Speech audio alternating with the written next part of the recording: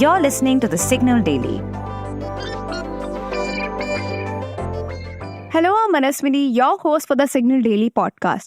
This is the episode for 29th April 2024.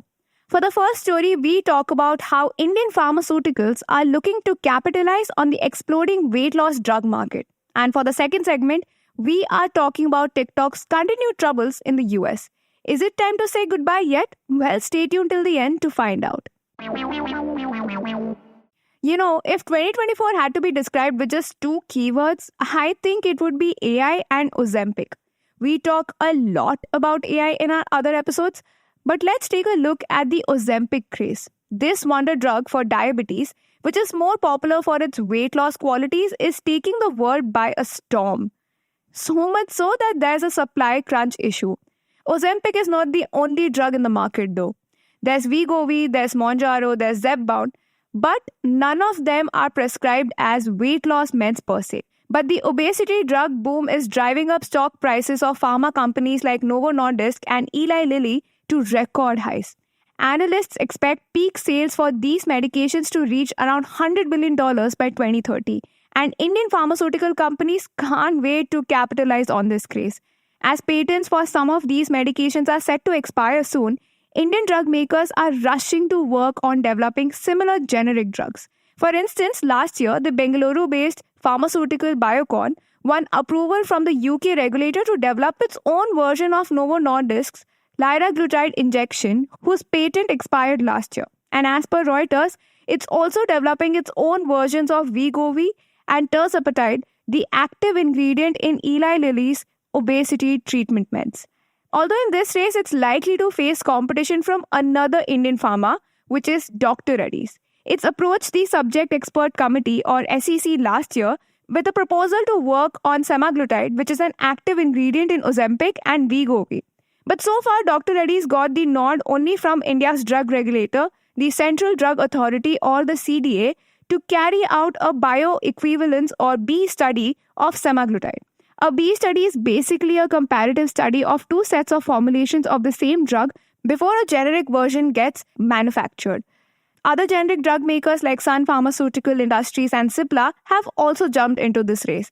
And as per the Economic Times, Novo Nordisk is also conducting trials of semaglutide with insulin iodex and weight loss compound cagrilintide in India. But what makes India a ripe market for these drugs? Well, it's the fact that it has the second highest population of diabetics. The National Family Health Survey data also reveals that nearly 1 in 16 women and 1 in 25 men are obese in India. And according to data from pharma audit agency PharmaRack, as of January 2024, India's anti-obesity drugs market was worth 474 crore rupees, growing at a CAGR of 32% over 5-year period. But look, there are a few serious caveats as well.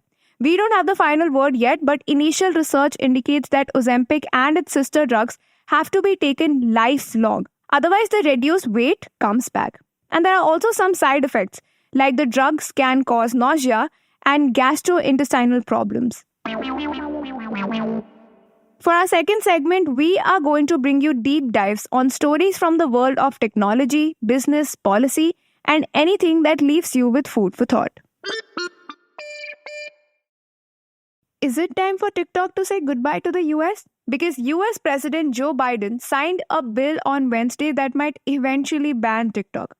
For some context, just last month, the bill was passed in the US House of Representatives with an overwhelming support of 352 members saying yes, while 65 members voted against the bill. What's clear is that the US wants TikTok out of the country. But there's a catch.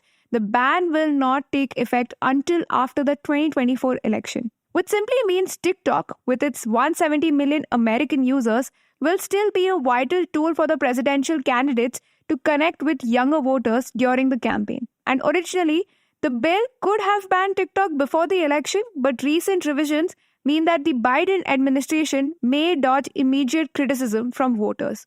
Also, in the updated bill, ByteDance, the parent company of TikTok, has 9 months to sell the platform before facing a potential ban in the US, starting in January 2025.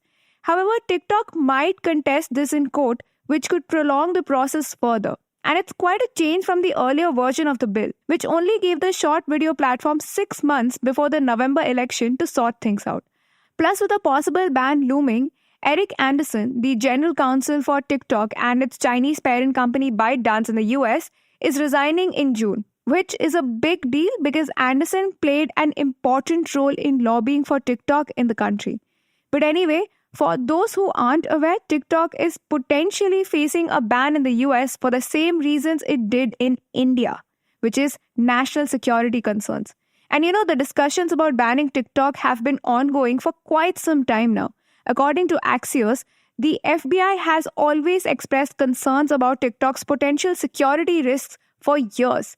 They were worried that because ByteDance, which is TikTok's parent company, has some ties to the Chinese government, and there's a risk that the government could interfere with software on many devices in the US or use TikTok for influencing purposes.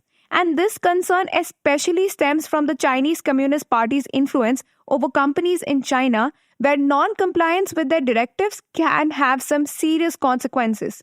But the Chinese government seems to deny these allegations. Also, back in 2020, it was then President Donald Trump who started the process to ban TikTok, signing an executive order.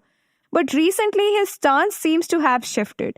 And not only that, the US government have been quietly laying the groundwork for a potential TikTok ban. They have been lobbying privately and strategizing on how to implement the ban without violating the right to free speech, which presents a major legal obstacle for the US government.